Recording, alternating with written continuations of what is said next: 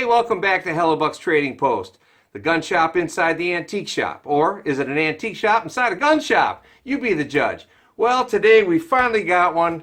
We're going to show you the brand new Springfield Armory Hellcat. This happens to be the OSP model, and I'm really excited. It's the first one I've seen in person. We're going to give you kind of an in-depth look at it. First time unboxing, although I've looked at it already. I couldn't wait. We're going to do an unboxing for you. We're going to show you some more details on it right now. So here we go. Let's check out this Hellcat and see what it's all about. Kind of a semi-fancy box. Inside we have a padded zippered pistol case that it comes with, which is nice. We'll open this in just a second. This I thought was really neat. This reminds me of the older SIGs or HKs. I think HK did it also. They give you a testing target. This one says the distance is 10 meters. Looks like they took, it looks like 4 shots. Thought that might have been a double hit, but it looks like there's 4 shots there. That's always neat to see that. And then we got tools for the slide and instruction manual. And then under here we have comes with a trigger lock, a flush floor plate, and also the, that would be the 11 round mag. Let's go ahead and slide this over here and let's check it out. So here's the padded pistol case. Really nice feature that comes along with it. There's a little pocket here for either paperwork, earplugs. You could probably shove in 1 or 2 mags also, additional mags, but a nice little accessory pocket. And the moment you've been waiting for. This is our first Hellcat that we've got in here to the trading post. I'm a little excited. Chamber flag, let's get that out of there. So there you go. The Hellcat OSP. OSP, by the way, stands for Optical Sight Pistols, what that stands for. It's actually part of the XDS series. It's a double action pistol, 9mm of course. Has a 3-inch barrel with a 1 in 10 twist. They give it a melanite finish. And one of the first things I noticed when I took a peek prior to taping was there's no grip safety, the standard kind of a signature for Springfield Armory. There's no grip safety on it at all, nor is there a manual thumb safety. So other than internal safeties that may be built in, of course we have the trigger safety here, but other than that there's no other safety besides the one that's between your ears. It does have a flat trigger design, as you can see there.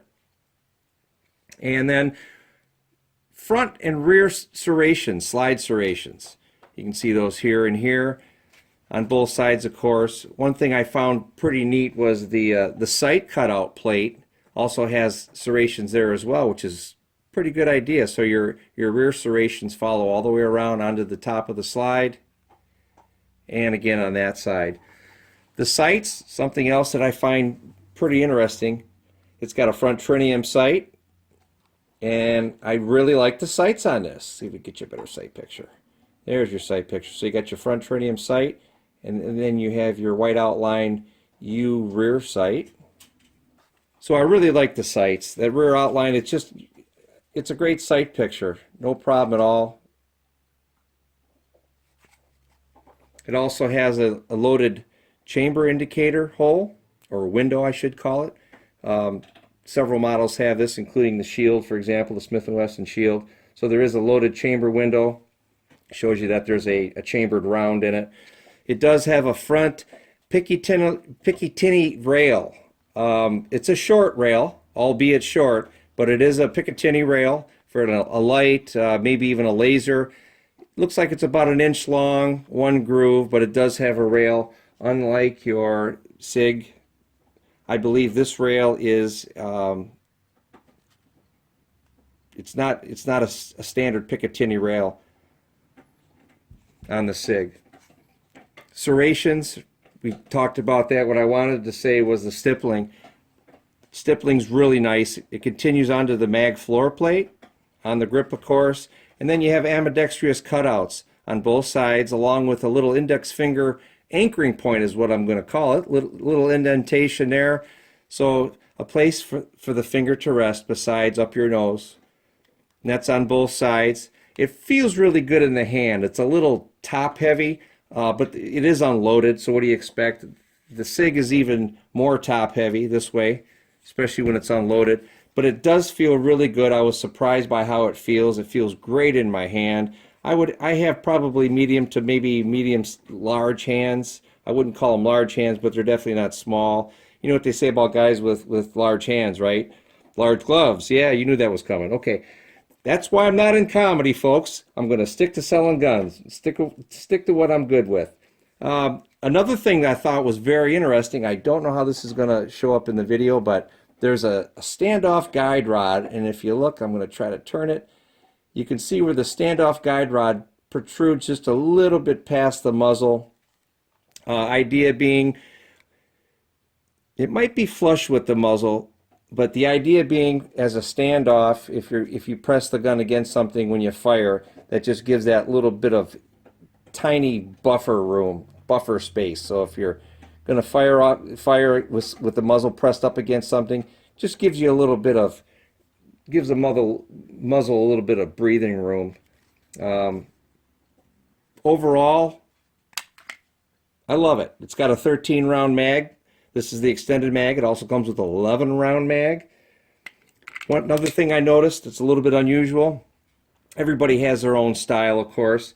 The SIG 365 has a triangular mag release button. This one has an oval shaped mag release button. It does have vertical stippling on it, which does make a difference to the thumb. You can feel it. And I may be wrong, maybe it was what I was drinking earlier, but the feel of the button, it almost feels rubbery, like there's almost like a coating on the button.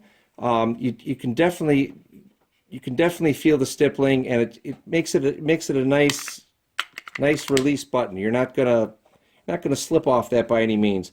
The mags drop nice and free as they should. Overall, I think we've got a winner here. It's just a really nice gun.